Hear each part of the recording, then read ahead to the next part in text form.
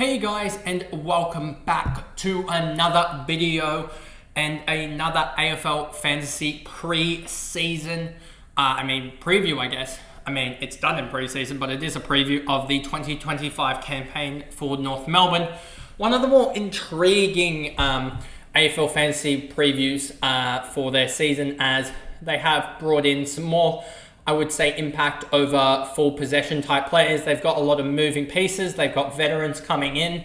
So we'll discuss them. It's probably annoyingly going to be another long one, but I'll try and keep it short and sweet for you guys out there. But anyway, let's just jump in and get this one over and done with. So let's just jump over here. There we go.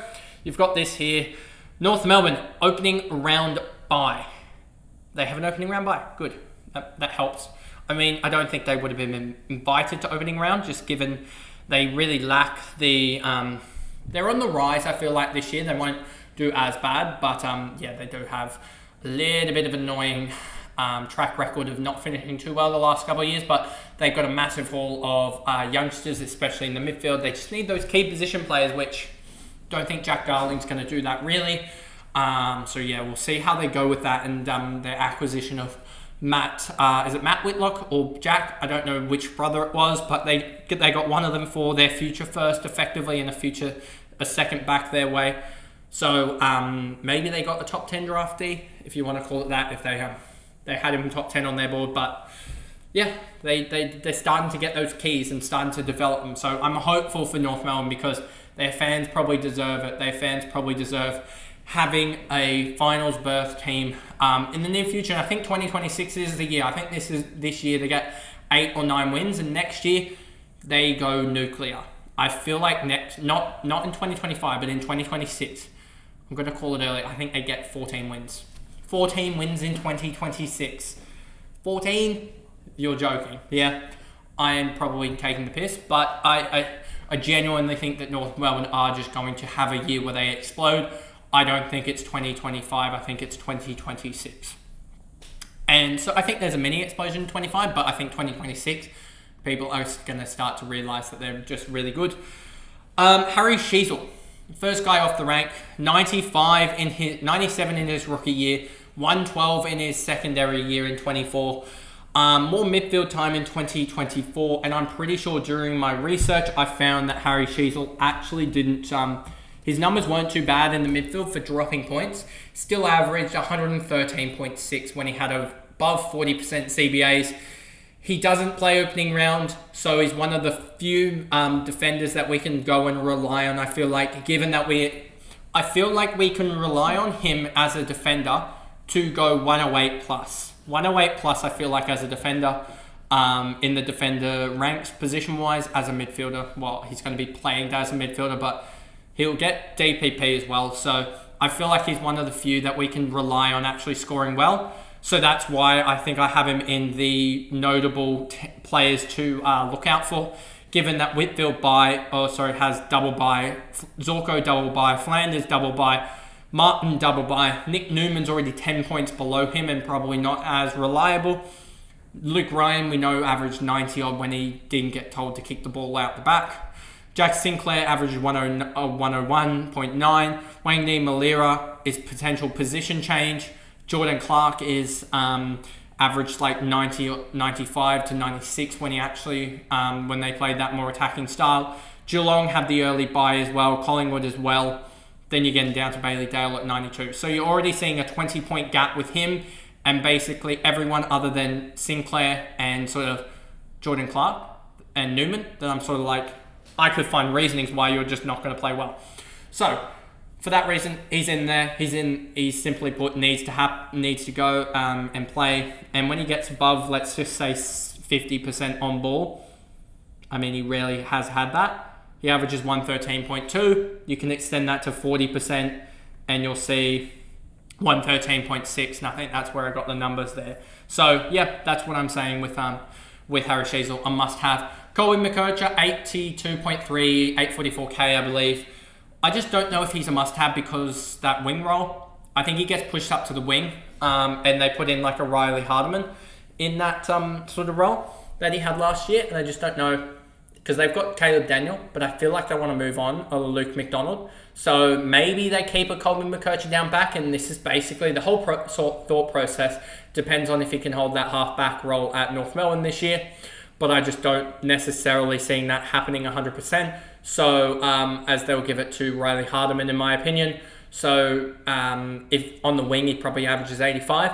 Therefore, I said 80 to 90 in this. So I'm sort of just half reading my notes and sort of saying almost what I think, and they sort of definitely align. And 80 to 90 as a defender doesn't really make him fantasy relevant, I don't think, to be honest with you. Riley Hardiman, I think, is the next guy we got to talk about a little bit. Let me just go back here and scroll straight through. Zach Fisher, no. Colby McKercher, we talked about. Darcy Tucker, no. Combin, Luke McDonald, no. No. Core, Logue, Jackson Archer, no. Hardiman down at 43.3 from 3 games. That gets him priced at 34.2 because of the discount, which is 351k, I'm led to believe. And he averaged 50.5 in his 2 non-sub games in 2024. And yeah, he's priced only at 34.2 with potential halfback roles on offer at North Melbourne. I expect him to get the license and to do whatever he wants, and thus should be able to average 70 to 80. I did go out of my way a little bit to add him in here, even though he doesn't really hit that that category of being plus 30 on his price, because he did average 59.7 in 14 games at VFL level. So it'll be interesting to see if he gets more of a license or is more of a lockdown player at North Melbourne. But given that they will play a more kick-to-mark ratio than I think they play in the VFL, I think he should be helped out just a little bit more so than he was at the VFL level. And I think he can average 60 to 70, just shy, or 70 to 80, just shy of what McKercher did last year. And thus, with no early buy, he could be valuable cover for Coleman and other backmen that have to sit early. We'll just have to see if he gets the start. George Wardlaw, I think he is the one guy alongside Ashcroft maybe, or alongside Ashcroft, that might be that third-year breakout player this year. It's just hard to pick these guys because they've shown in patches that they can do it. He's a potential third-year breakout. Generally, we don't touch natural breakouts and wait for them to happen rather than predicting them, as there's usually value in halfbacks and position changes. It feels like that he can impact games, but will turn into one of those high-impact, low-scoring guys, the types of Cripps and Warner that don't really get that game-breaking 110, but more so is that sort of 80, 90, 100 type of guy. So we'll have to see how he goes, but I genuinely don't think he's a guy that will have that massive breakout that we sort of expect. And I'd rather go for guys like Doherty or guys, not Will Day because of that, but I swear there was another guy that we talked about, even potentially a Clayton Oliver who's done it before, those historical value rather than the breakout guys. And we can get onto a George Wardlaw early, but I'd rather get onto him early rather than, because he's 800k.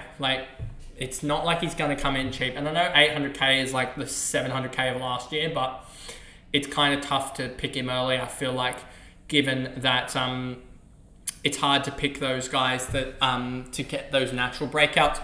But just looking at his stats here quickly, 8 games, 65 average in 2023, and 18 games, 78.2 in 2024. If I look at his stats, I don't think he had any injury concerns last year. He might have had one injury game, so let's just check them out here quickly. 2024, no injury concerns. It doesn't look like, or no injury games. He had a little bit of a break here. I think he might have done, he had a concussion in training, I think there. And I don't think he had any other injuries as he ended up playing 18 games. I'm trying to figure out where that other injury is because it looks like he missed some games here. Missed some games after this game as well. So after round 15, he missed 16, 17, it looks like.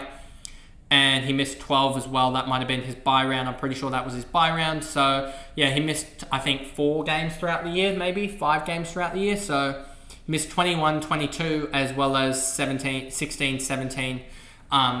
And those were the rounds I think he missed, as well as round 6 as well. He might have had, he missed round 6 as well, I think. So, yeah, George Wardlaw, a guy that I think we need to watch, but a guy that I'm not going to probably select, I don't think. Then we go down even further, I think. Golden Bergman, I don't like any of these guys. Matt Whitlock is the guy that they selected, as said. LDU, I'm not going to be a guy that sort of says that I want to select him just because I feel like if you look at his stats, he feels like a guy that has very much hit his ceiling almost, which is a weird thing to say for a midfielder averaging in the mid-90s, but he's always had these late cop-out injuries that have 23, 14, 21, 20. So he's always had sort of something there or thereabouts that he's needed to that is sort of taken away from him. And yeah, he's just not been fit enough, I don't feel like, ever. So a guy that I'm not going to be selecting, I don't feel like. You can look at this in his last, where is it here? His last 8 games of the year, he averaged 100. I just don't know if there's enough meat on the bone to start him. You probably have to hope that he goes like 110. And I just feel like with Petrarca and Oliver and Doherty being there, they sort of provide that cover there. And we're projecting, you'd have to project like an 8th year breakout for LDU. And I just don't see that coming for him, to be honest. Especially with a stacked midfield, he might even take 5-10% less CBA time, and that could just wreck him, I feel like. And we go down a little bit further. Bailey Scott, no. Tom Powell, no. I don't think I talk about these guys. I think I'm more into the rookies here. So we've got, a couple more. We've got 4 more guys to talk about. Wardlaw, we talked about. Will Phillips, no. Stevens, no. Then we get to O'Sullivan. O'Sullivan, 2023 Coates League. He averaged 88 from 8 games, I'm led to believe, with a 13.1 kicks, 10.1 handballs, 4.8 marks, 4 tackles. And then in 2024, he averaged 75.3 from 4 games. I know his nationals were a lot better. As the number 1, 2 pick in the most recent draft, it's hard to overlook him with no early bye. However, given North Melbourne's midfield, it's hard to see him play more than 30 to 40% CBAs, not only due to him being a first-year player, but also with Powell, Parker, McKercher, and Simpkin all not in the starting midfield, but being ahead of O'Sullivan in my personal opinion. Also, potential to see him at half forward or the wing role spotted in training, and also he is very, very impactful rather than the mass disposal that we sort of see Ashcroft, Jagger, Leo Lombard, Harvey Langford, who else? Those sort of impact players. Him and Layla sort of exemplify that. So much to the thing that I was saying with George Wardlaw, but in a different type of touch. I feel like Finn O'Sullivan is going to be an impact over mass possession type of guy. So that's why at 337k, 32.9 average, I'm probably going to pass on him, which is quite hard to do for a number 2 draft pick. But I know he's going to be highly owned, but I feel like he's going to be the one, him and Layla, that we just go, nope. And then we get to the last midfielder, Luke Urquhart. And this guy, I actually want to kind of bring up his Colts. Luke Urquhart. Here we go. Kind of want to bring this up just to show you. His 2024 season, I have got the averages here in front of me for him. He had 3 games at Colts level in 2024. And I know you could say, oh, this is massive outlier territory. 3 games, 112 average, 13.3 kicks, 10 handballs, 4.7 marks, 6.7 tackles. If we look at him in 2023, you'll see 6 games, 53.7, 8.5, that's 53.7 fancy average, 8.5 kicks, 3.7 handballs, 4.3 marks, 1.7 tackles. He's really upgraded the tackles, up almost 5 a game, and then also up 5 kicks and 6 handballs. So that is a lot of upgrading, and that's why he's up at 112 average for his senior year in the Colts. If we look at him in terms of everything and we look at his draft profile, you'll actually be surprised at what his draft profile says. Let me just bring up his draft profile here. East Fremantle boy and a bullocking midfielder with a strong inside game and an eye for goal.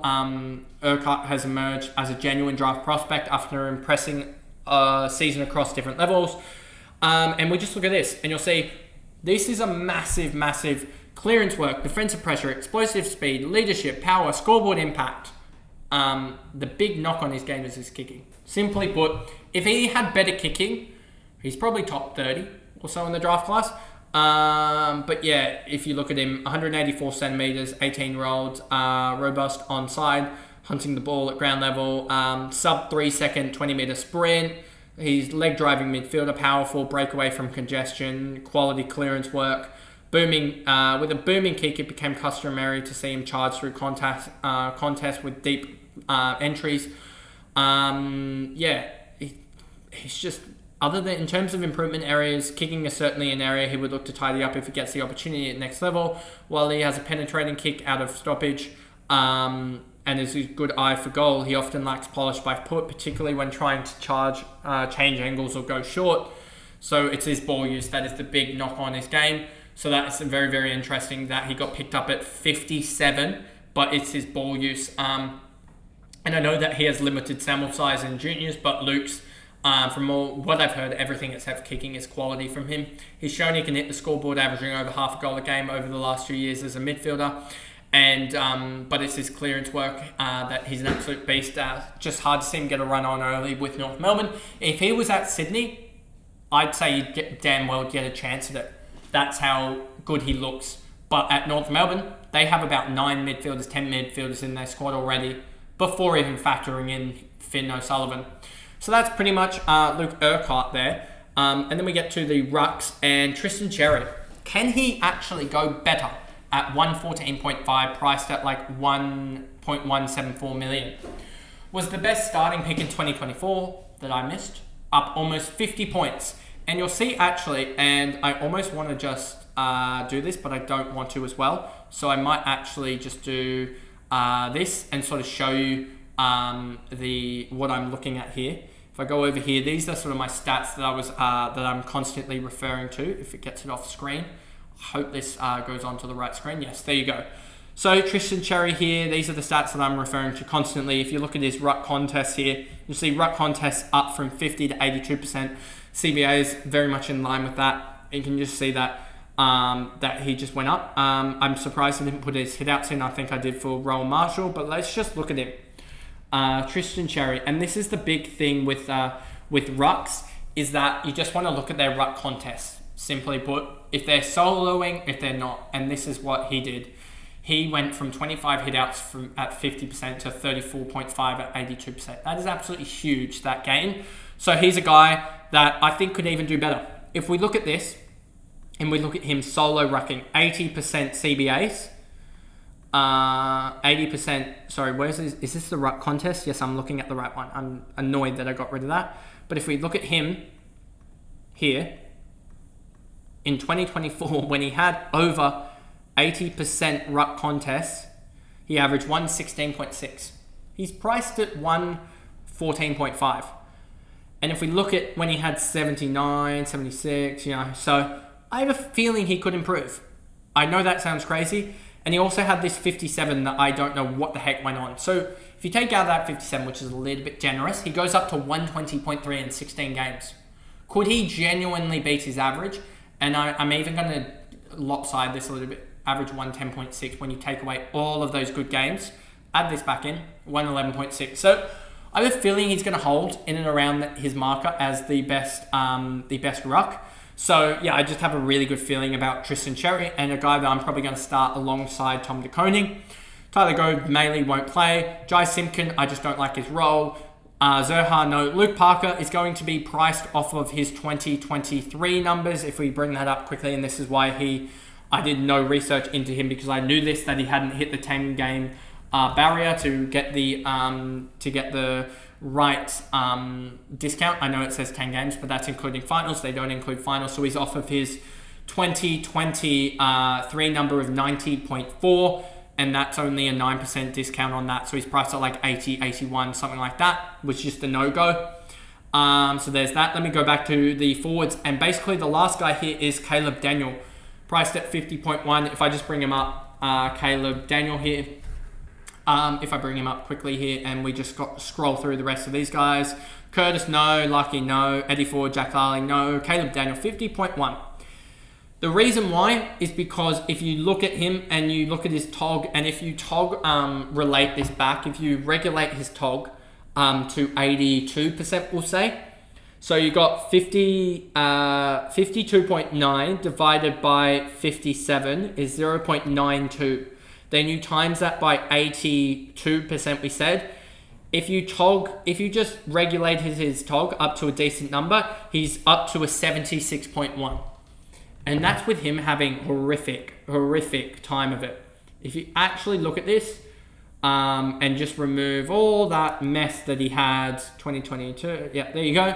He averages 72.9 in 8 games. The sky's the limit. I think also he's going to get back his better role that we've seen at Western Bulldogs before. You can see where he averaged 87. I think he can average 87, which is plus 35, 36, 37 points. So that's why I think he's so valuable, to be honest with you. And I think he's a must-have in the forward line, alongside Bailey Smith, Philippou, McRae, and someone else I think is also in that forward line. But yeah, that's pretty much the video there going through North Melbourne. The last preview today, which is a good thing. But anyway, if you did enjoy that, remember to like and subscribe, turn the notification bell on if you're on YouTube, and if you're listening along on Spotify, give me a follow and a rating over there, and you'll see more content. I believe I said this is the Boxing Day one. I think the last one before it was the Christmas Day one. So I hope you're all having a good Boxing Day, I believe. 21st, 22nd, 23rd, 24th, 25th. Yep, this is Boxing Day, I believe, if my counting is right. So hopefully you guys have a good Boxing Day, and I'll see you guys back with live content in January. So I'll see you guys then. And with the next review tomorrow, you will see the Port Adelaide Power. So that will be an interesting review as well. So I'll see you guys then. Bye, guys.